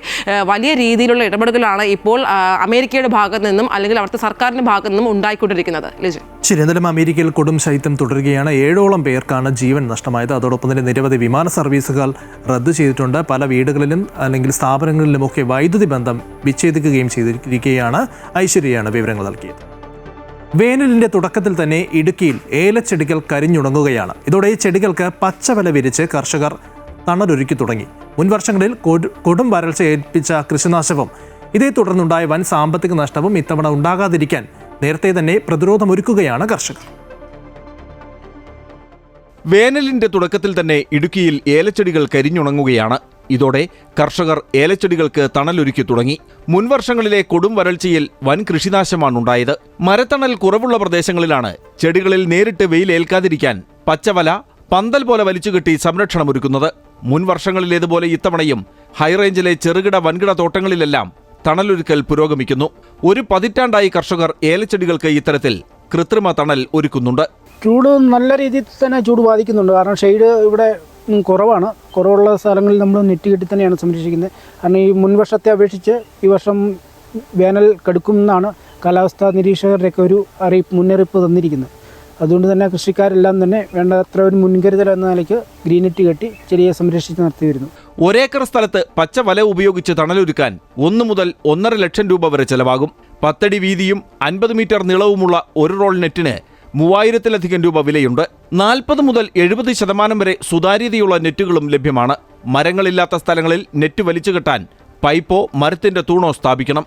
കൂടാതെ കയർ, കമ്പി, തൊഴിലാളികളുടെ കൂലി തുടങ്ങി തണലൊരുക്കാൻ മുതൽ മുടക്കേറെയാണ്. MC Boban, Amrita news, Idukki. ഇടുക്കി പീരുമേട്ടിൽ രാജഭരണകാലത്ത് നിർമ്മിച്ച ആയുധപ്പുര എന്നറിയപ്പെടുന്ന തോട്ടാപ്പുര നാശത്തിന്റെ വക്കിൽ. തിരുവിതാംകൂർ രാജഭരണകാലത്ത് റാണി ലക്ഷ്മിബായി KK റോഡ് നിർമ്മിച്ചപ്പോൾ വെടിക്കോപ്പുകൾ, ആയുധങ്ങൾ എന്നിവ സൂക്ഷിക്കാൻ വിജനമായ പ്രദേശത്ത് നിർമ്മിച്ച ഒറ്റമുറി കെട്ടിടമാണ് ഈ തോട്ടാപ്പുര. രാജഭരണകാലത്തെ അനുസ്മരിപ്പിക്കുന്ന അപൂർവം ചില കാഴ്ചകളിലൊന്നാണ് പീരുമേട്ടിലെ തോട്ടാപ്പുര എന്നറിയപ്പെടുന്ന ആയുധപുര. കുട്ടിക്കാനത്തെ അമ്മച്ചിക്കൊട്ടാരത്തിന്റെ ഭാഗമായാണ് പീരുമേട്ടിൽ തോട്ടാപ്പുര പണിതത്. പിന്നീട് ക്ഷേത്ര നിർമ്മാണത്തിനും റോഡ് നിർമ്മാണത്തിനും ആവശ്യമുള്ള വെടിക്കോപ്പുകളും ആയുധങ്ങളും സൂക്ഷിച്ചത് ഇവിടെയാണ്. പ്രത്യേക രീതിയിലാണ് തോട്ടാപ്പുരയുടെ നിർമ്മാണം. തോട്ടാപ്പുര കാണാൻ നിരവധി ആളുകൾ ഇവിടെ എത്താറുണ്ടായിരുന്നു. എന്നാൽ കഴിഞ്ഞ വർഷത്തെ കനത്ത മഴയിൽ ഈ കെട്ടിടം തകർന്നു. അധികാരികൾ ഇത് വേണ്ട രീതിയിൽ സംരക്ഷിച്ചില്ല. ഇനിയും അതിന് സമയമുണ്ട്. പഴയ രീതിയിൽ തന്നെ ഇത് പുനർനിർമ്മിച്ചാൽ ഈ തോട്ടാപ്പുര ആ ചരിത്ര സ്മാരകമായി തന്നെ നിലനിർത്താൻ നമുക്ക് സാധിക്കും. അതിന് കുറച്ച് ഭാഗങ്ങൾ മാത്രമേ ഇടിഞ്ഞു പോയിട്ടുള്ളൂ. നേരത്തെ ഇതിനകത്ത് ഒരു ആൽമരം കയറി അതായിരുന്നു ഇതിൻ്റെ ഭംഗിയായിട്ടുണ്ടായിരുന്നത്. ആ മരം പോയെങ്കിലും ഈ തോട്ടാപ്പുര ഇത് സുർക്കിയും ചുണ്ണാമ്പും ഒക്കെ ചേർത്ത് പണിത ഒരു കെട്ടിടമാണ്. അത് വീണ്ടും പഴയ രീതിയിൽ തന്നെ ഒരു പുനർനിർമ്മിക്കുകയാണെങ്കിൽ ആ ചരിത്ര സ്മാരകം നമുക്ക് സംരക്ഷിക്കാൻ സാധിക്കും. പുതുതലമുറയ്ക്കുൾപ്പെടെ കണ്ടു മനസ്സിലാക്കേണ്ട ചരിത്ര പ്രാധാന്യമുള്ള കെട്ടിടം സംരക്ഷിച്ചു നിലനിർത്തേണ്ടത് കാലഘട്ടത്തിന്റെ അനിവാര്യതയാണ്. ശേഷിക്കുന്ന ഭാഗമെങ്കിലും ചരിത്ര സ്മാരകമായി സംരക്ഷിക്കാൻ ഗ്രാമപഞ്ചായത്തും വിനോദസഞ്ചാര വകുപ്പും നടപടി സ്വീകരിക്കണമെന്നാണ് ആവശ്യമുയരുന്നത്. MC Boban, Amrita news, Idukki. കുംഭമേളയ്ക്ക് സമാനമായ മാഘമഹോത്സവത്തിന് ഭാരതപ്പുഴയുടെ തവനൂർ കരയിലും തുടക്കമായി. തവനൂരിലെ യജ്ഞവേദിയിൽ ധർമ്മധ്വജം ഉയർത്തിയതോടെയാണ് ഉത്സവത്തിന് തുടക്കമായത്. നിളാസ്നാനത്തിനും ആരതിക്കും ഇരുകരകളിലും പതിനായിരങ്ങളാണ് ഒത്തുകൂടി. ത്രിമൂർത്തി സംഗമസ്ഥാനമായ തിരുനാവായയിൽ കഴിഞ്ഞ 19-ന് ഗവർണർ രാജേന്ദ്ര വിശ്വനാഥ ആർലേക്കർ പതാക ഉയർത്തി മഹാമാഘ ഉത്സവത്തിന് തുടക്കം കുറിച്ചിരുന്നു. ഇപ്പോൾ ഭാരതപ്പുഴയുടെ തെക്കേക്കരയിലും ഉത്സവത്തിന് കൊടിയേറിയതോടെ തിരുനാവായയും തവനൂരും ഭക്തജനങ്ങളെ കൊണ്ട് നിറഞ്ഞു കവിഞ്ഞു. ശ്രീ ശങ്കരാചാര്യരുടെ ജന്മസ്ഥലമായ കാലടി ശങ്കരപീഠത്തിൽ നിന്നും ആരംഭിച്ച രഥയാത്ര തവനൂരിലെത്തി. തിരുനാവായ കരയിൽ നിന്ന് പ്രത്യേകം തയ്യാറാക്കിയ തോണിയിൽ വിഗ്രഹങ്ങൾ തവനൂരിലെ യജ്ഞഭൂമിയിലെത്തിച്ചു. മാതാ അമൃതാനന്ദമയി മഠം താനൂർ മഠാധിപതി സ്വാമിനി അതുല്യാമൃതപ്രാണയുടെ നേതൃത്വത്തിലായിരുന്നു സ്വീകരണ ചടങ്ങുകൾ. തെയ്യം, തിറ, കാവടി തുടങ്ങിയവയുടെ അകമ്പടി പരിപാടിക്ക് മാറ്റുകൂട്ടി.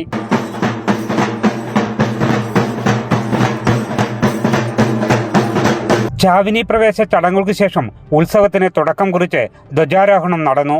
തുടർന്ന് മഹാദേവഘാട്ടിലും ബ്രഹ്മഘാട്ടിലും ഋഷികേശിലെ സ്വാമി നാരായണാശ്രമത്തിൽ നിന്നും വന്ന പണ്ഡിറ്റുകളുടെ നേതൃത്വത്തിൽ നിള ആരതി നടന്നു.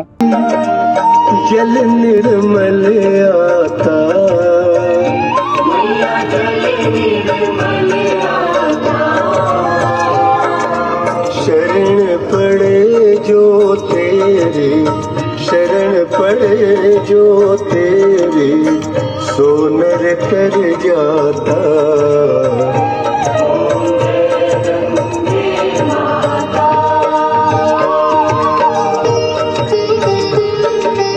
തുടർന്ന് നടന്ന കലാപരിപാടികൾ മലപ്പുറം ജില്ലാ ജഡ്ജി K. സനിൽകുമാർ ഉദ്ഘാടനം ചെയ്തു.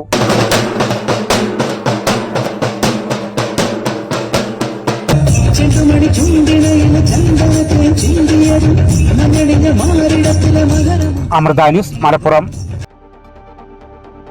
ജഗദ്ഗുരു സ്വാമി സത്യാനന്ദ സരസ്വതിയുടെ നവതി ആഘോഷങ്ങളുടെ ഭാഗമായി ഹിന്ദു കുടുംബ സമീക്ഷ സംഘടിപ്പിച്ചു. സംസ്ഥാന വ്യാപകമായിട്ടാണ് ആഘോഷം. ശ്രീ രാമദാസ മിഷൻ അധ്യക്ഷൻ ശ്രീ ശക്തി ശാന്താനന്ദ മഹർഷി സമാജത്തിന് മാർഗദർശനം നൽകി. മാതാ അമൃതാനന്ദമയി മഠം കൈമനം മഠാധിപതി സ്വാമി ശിവാമൃതാനന്ദപുരിയും ചടങ്ങിൽ പങ്കെടുത്തു. ജഗദ്ഗുരു സ്വാമി സത്യാനന്ദ സരസ്വതിയുടെ നവതി ആഘോഷങ്ങളുടെ ഭാഗമായി ശ്രീരാമദാസ മിഷൻ പ്രസ്ഥാനങ്ങളുടെ നേതൃത്വത്തിൽ തിരുവനന്തപുരത്ത് ഹിന്ദു കുടുംബ സമീക്ഷ സംഘടിപ്പിച്ചു. ഈ മാസം 4 മുതൽ കേരളത്തിലുടനീളം കുടുംബസമീക്ഷ സംഘടിപ്പിച്ചു വരികയാണ്. ഈ കാലഘട്ടത്തിൽ ഹിന്ദു കുടുംബങ്ങൾ നേരിടുന്ന വെല്ലുവിളികൾ സമാജത്തെ ബോധ്യപ്പെടുത്തിക്കൊണ്ടും അതിനുള്ള പരിഹാരങ്ങളെ നിർദ്ദേശിച്ചുകൊണ്ടും സ്നേഹം, ഐക്യം, ശക്തി, ശാന്തി എന്നീ ചതുർവിധ പദ്ധതികളിലൂടെ ഹിന്ദു കുടുംബങ്ങളെ ധർമ്മത്തിൽ അധിഷ്ഠിതമായ മാതൃകാ കുടുംബങ്ങളാക്കി മാറ്റുന്നതിന് വേണ്ടിയാണ് കുടുംബസമീക്ഷകൾ സംഘടിപ്പിച്ചത്.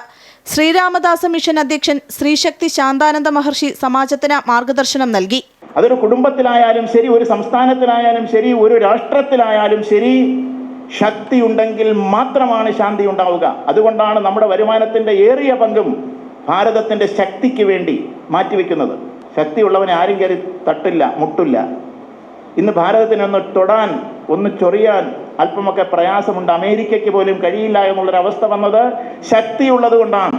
മാതാ അമൃതാനന്ദമയി മഠം കൈമനം മഠാധിപതി സ്വാമി ശിവാമൃതാനന്ദപുരി കുടുംബസമീക്ഷയ്ക്ക് ആശംസകൾ നേർന്നു. ഈ നമ്മുടെ ഹിന്ദു സമൂഹത്തിൻ്റെ ഒരു പ്രധാന പ്രശ്നം നമുക്ക് ഒന്നിച്ചു കൂടാൻ ഒരു വേദിയില്ല എന്നുള്ളതാണ്. പള്ളിയിൽ, ക്രിസ്ത്യൻ പള്ളിയിൽ ആഴ്ചയിൽ ഒരു ദിവസം എല്ലാവരും ഒന്നിച്ച് കൂടണം. മുസ്ലിം പള്ളിയിൽ എല്ലാ ദിവസവും 5 നേരം കൂടണം. പക്ഷേ കുറഞ്ഞ പക്ഷം ആഴ്ചയിൽ ഒരു ദിവസമെങ്കിലും, ഒരു നേരമെങ്കിലും അവരെല്ലാവരും ഒന്നിച്ച് പള്ളിയിൽ കൂടാറുണ്ട്. സ്ത്രീകൾക്ക് അത്ര സ്വാതന്ത്ര്യം ഇല്ലെങ്കിലും. അതേസമയം ഹിന്ദുക്കൾ ക്ഷേത്രത്തിൽ പോകുന്നത് അവരുടെ സൗകര്യത്തിന്, അവരുടെ സമയത്തിന്, ഏതെങ്കിലും ക്ഷേത്രത്തിൽ എപ്പോഴെങ്കിലുമൊക്കെയാണ് പോകുന്നത്. അപ്പോൾ അവിടെ ഒരു ഒന്നിച്ചുകൂടി പ്രവർത്തിക്കാനുള്ള അവസരം കുറവാണ്. പക്ഷെ ഒന്നിച്ചുകൂടി പ്രവർത്തിക്കുന്ന ഒരു സംഘടന എന്നുള്ള നിലയ്ക്ക് ഇപ്പോൾ നമുക്ക് സംഘത്തിൻ്റെ വളർച്ച നോക്കുകയാണെങ്കിൽ ലോകത്തിലെ ഏറ്റവും വലിയൊരു സംഘടനയായിട്ട് വളർന്നു കഴിഞ്ഞിരിക്കുന്നു. അത് സാധിച്ചത് എല്ലാ ദിവസവും ബൈഠക്ക് കൊണ്ടാണ്. എല്ലാ ദിവസവും അവർക്ക് ഒന്നിച്ചുകൂടാൻ ആണ് അവിടെ നിയമം നമ്മളെ പഠിപ്പിക്കുന്നത്. കാസർഗോഡ് മുതൽ ആരംഭിച്ച കുടുംബ സമീക്ഷയാണ് തിരുവനന്തപുരത്ത് സമാപിച്ചത്. അമൃത ന്യൂസ്, തിരുവനന്തപുരം. തിരുവനന്തപുരത്ത് കൊലപാതകം. യുവതിയെ ഭർത്താവ് മർദ്ദിച്ചു കൊന്നു. വിളപ്പിൽശാല ചിലപ്പാറ സ്വദേശി വിദ്യയാണ് കൊല്ലപ്പെട്ടത്. ഭർത്താവ് രതീഷ് അറസ്റ്റിലായിട്ടുണ്ട്. ഇന്നലെ രാത്രിയായിരുന്നു സംഭവം. വിവരങ്ങളുമായി ആതിര ചേരുകയാണ്. ആതിര, ഈ കൊലപാതകത്തിനുള്ള കാരണം എന്തെങ്കിലും വിവരം ലഭ്യമായിട്ടുണ്ടോ? പോലീസ് ഇതേക്കുറിച്ച് എന്തെങ്കിലും പറയുന്നുണ്ടോ? ലിജിൻ, ഇന്നലെ രാത്രിയാണ് ഈ സംഭവം നടക്കുന്നത്. ഇന്നലെ രാത്രിയോട് കൂടിയാണ് ഇത്തരത്തിൽ കൊലപാതകം തിരുവനന്തപുരത്ത് നടക്കുന്നത്. 25-കാരിയായിട്ടുള്ള വിദ്യയാണ് കൊല്ലപ്പെട്ടത്. ഭർത്താവ് രതീഷിന്റെ മർദ്ദനത്തെ തുടർന്നാണ് വിദ്യ കൊല്ലപ്പെട്ടത് എന്നാണ് പോലീസ് നൽകുന്ന വിവരം. നിലവിൽ ഏതായാലും രതീഷിനെ പോലീസ് കസ്റ്റഡിയിൽ എടുത്തിട്ടുണ്ട്. മദ്യലഹരിയിലായിരുന്നു കൊലപാതകം എന്നാണ് അറിയാൻ സാധിക്കുന്നത്.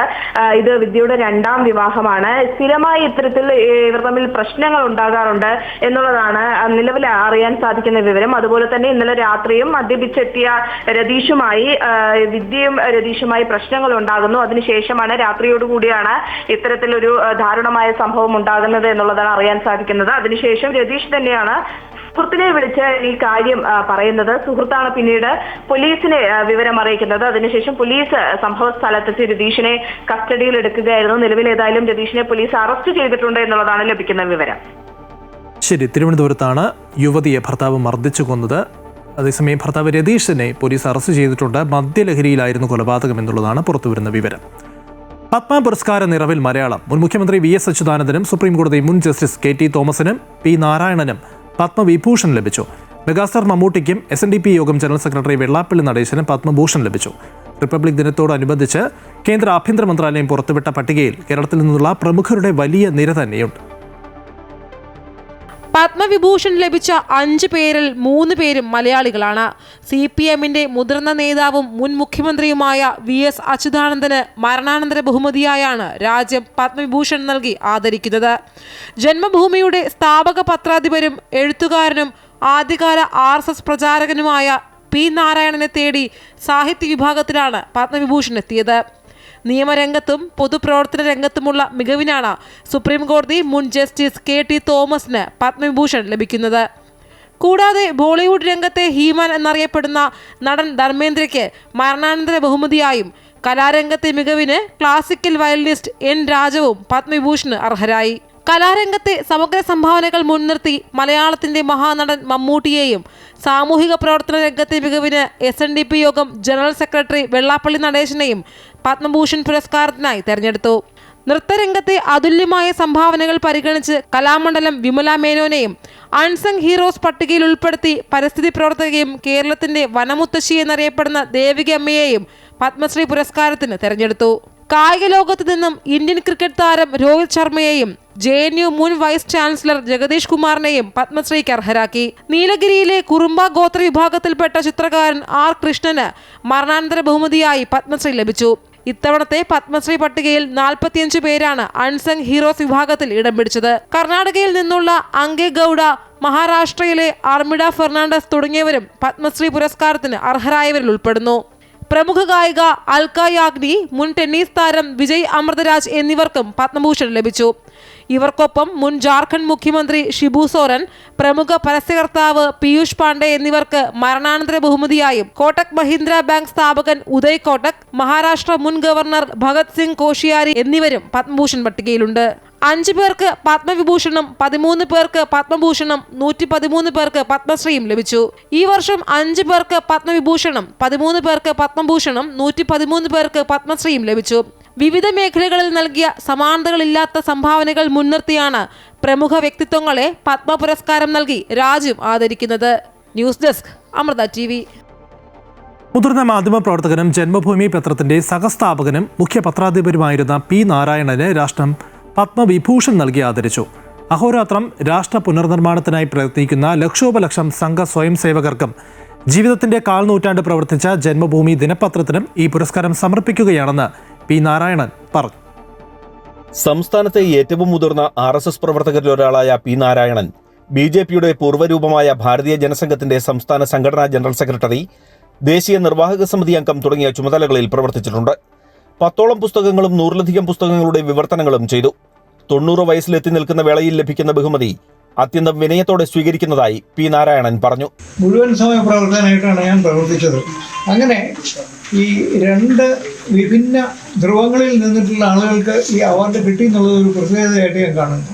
സംഘപ്രവർത്തകർക്കും സുഹൃത്തുക്കൾക്കും അഭ്യുദയകാംക്ഷികൾക്കുമിടയിൽ നാരായൺജി എന്ന പേരിൽ സുപരിചിതനായ പി നാരായണൻ 1936 മെയ് 28-ന് തൊടുപുഴ താലൂക്കിലെ മണക്കാട് ഗ്രാമത്തിലാണ് ജനിച്ചത്. കോളേജ് പഠനകാലത്ത് ഒരു സുഹൃത്തു വഴിയാണ് അദ്ദേഹം രാഷ്ട്രീയ സ്വയം സേവക് സംഘത്തിലേക്ക് എത്തുന്നത്. 1957 ബിരുദം നേടിയ ശേഷം കുറച്ചുകാലം സ്വന്തം നാടായ മണക്കാട്ടെ NSS ഹൈസ്കൂളിൽ അധ്യാപകനായി ജോലി നോക്കിയെങ്കിലും പിന്നീട് RSS പ്രചാരകനായി ഗുരുവായൂരിലേക്ക് പോയി. ജനസംഘത്തിന്റെ സംസ്ഥാന സംഘടനാ സെക്രട്ടറിയായിരുന്ന അദ്ദേഹം ജനസംഘം ജനതാ പാർട്ടിയിൽ ലയിച്ചപ്പോൾ രാഷ്ട്രീയത്തിൽ നിന്ന് മാറി ജന്മഭൂമി പത്രത്തിന്റെ പ്രവർത്തനങ്ങളിൽ പൂർണ്ണമായി ശ്രദ്ധ കേന്ദ്രീകരിച്ചു.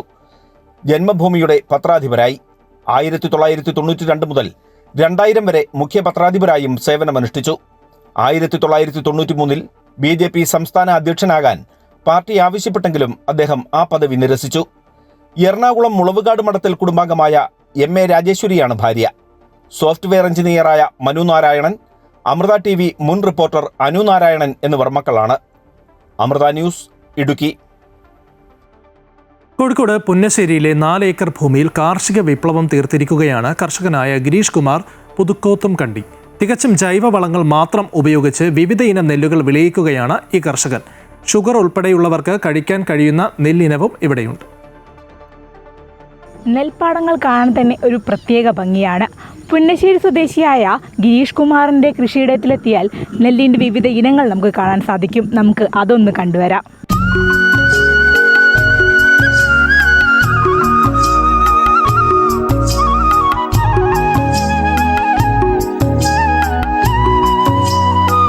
രക്തശാലി, മുണ്ടകം, ഉമ, കല്യാണി, കലാറാത്ത്, കലാജീര, ബ്ലാക്ക് ജാസ്മിൻ, കൃഷ്ണകൗമുദി, ആത്മിക കളർ, മാത്തോർമട്ട, ജീരകശാല എന്നിങ്ങനെ 16 ഇനം നെല്ലുകളാണ് ഗിരീഷ് കുമാർ വിളയിച്ചത്.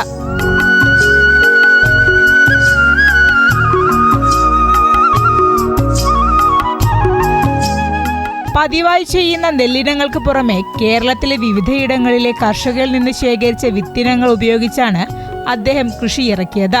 ഷുഗർ ഉൾപ്പെടെയുള്ളവർക്ക് കഴിക്കാൻ കഴിയുന്ന നെല്ലിനവും ഇതിലുണ്ട്. ആലപ്പുഴയിൽ കഴിഞ്ഞ മാർച്ചിൽ നടന്ന വിത്തുത്സവത്തിൽ നിന്ന് പ്രചോദനം ഉൾക്കൊണ്ടാണ് 16 ഇനങ്ങളുടെ നെൽകൃഷിയിലേക്ക് കടന്നത്. അടുത്ത വർഷം 20 ഇനം നെല്ലിനങ്ങൾ കൃഷി ചെയ്യാനാണ് തീരുമാനം. നെൽകൃഷി പുതുതലമുറയിലേക്ക് കൂടി പകർന്നു നൽകുകയാണ് അദ്ദേഹത്തിന്റെ ലക്ഷ്യം. നമ്മളും കൃഷി ചെയ്യാൻ കുറച്ചാരെ ചോദിച്ചവർക്ക് കൊടുക്കുക, അല്ലാതെ ഭക്ഷണമായിട്ട് കഴിക്കണമെന്നല്ല. അപ്പം ജനങ്ങളിലേക്ക് മാറ്റം വരുത്തുക. അപ്പോൾ ഇതിങ്ങനെ കാണാൻ പലരും വരും. അപ്പം പുതിയ തലമുറയിലേക്ക് ഇങ്ങനെ ചെയ്താൽ ജൈവ രീതിയിൽ കീടനാശിനി ഉപയോഗിക്കാതെ നമുക്ക് തന്നെ ഉണ്ടാക്കിയെടുക്കാമല്ലോ എന്നുള്ളൊരു ചിന്താഗതിയുണ്ട്. അച്ഛൻ നേരത്തെ കൃഷിക്കാരനാണ്. ഒരുപാട് സ്ഥലങ്ങളും കാര്യങ്ങളും കൃഷിയൊക്കെ അച്ഛൻ ഞാൻ ജനിച്ച് വീട് തന്നെ ഒരുപാട് 3-4-5 ഏക്കർ സ്ഥലം വയലുള്ള അച്ഛൻ്റെ അടുത്തേക്കാണ്. അപ്പോൾ ആ കൃഷി രീതി കണ്ടുപഠിച്ച് ഇപ്പോൾ അച്ഛൻ പോയാലും നമ്മൾ ആ കൃഷി തുടർന്ന് പോകണമെന്നൊരു ആഗ്രഹവും കൂടിയുണ്ട്. അച്ഛനിപ്പോൾ എല്ലാം അപ്പോൾ തുടർന്ന് കൊണ്ടുപോവുക, മരിക്കുന്നവരെ കൊണ്ടുപോകണം, പുതിയ ആൾക്ക് പുതിയ അറിവ് സംഭവിച്ചു കൊടുക്കണോ, ആ ഒരു രീതിയിലേക്കാണ് വരുന്നത്. പുതിയ നെല്ലിനങ്ങൾ കൃഷിയിറക്കാൻ ആഗ്രഹിക്കുന്നവർക്ക് വിത്ത് നൽകുന്നുമുണ്ട്. ഇതിനോടകം തന്നെ മികച്ച ജൈവ കർഷകനുള്ള പുരസ്കാരം ഉൾപ്പെടെ അദ്ദേഹത്തെ തേടിയെത്തിയിട്ടുണ്ട്. ക്യാമറമാൻ മനോജ് പ്രേരാമ്പ്രയ്ക്കൊപ്പം ലക്ഷ്മിപ്രിയ, അമൃത ന്യൂസ്, കോഴിക്കോട്. ഹിറ്റ് ചിത്രങ്ങളുടെ എഡിറ്റർ ഡോൺ മാർക്സ് സംവിധാനം ചെയ്യുന്ന അറ്റ് എന്ന ചിത്രത്തിന്റെ ട്രെയിലർ പുറത്ത്. കൊച്ചിയിൽ നടന്ന ട്രെയിലർ ലോഞ്ചിൽ മലയാളത്തിലെ നിരവധി പ്രമുഖർ പങ്കെടുത്തു. പുതുമുഖം ആകാശ് സെൻ, ഷാജു ശ്രീധർ എന്നിവരാണ് ചിത്രത്തിലെ പ്രധാന കഥാപാത്രങ്ങളെ അവതരിപ്പിക്കുന്നത്. മലയാളത്തിലെ പതിവ് ശൈലിയിൽ നിന്നെല്ലാം മാറി ഒരു പക്ക ആക്ഷൻ ടെക്നോ ചിത്രമെന്ന സൂചനയാണ് ട്രെയിലർ നൽകുന്നത്. കൊച്ചുറാണി പ്രൊഡക്ഷൻസിന്റെ ബാനറിൽ നിർമ്മിക്കുന്ന ചിത്രം ഡാർക്ക് വെബ് സംബന്ധമായ വിഷയങ്ങൾ ചർച്ച ചെയ്യുന്ന ആദ്യ മലയാള സിനിമയാണെന്ന പ്രത്യേകത കൂടിയുണ്ട്.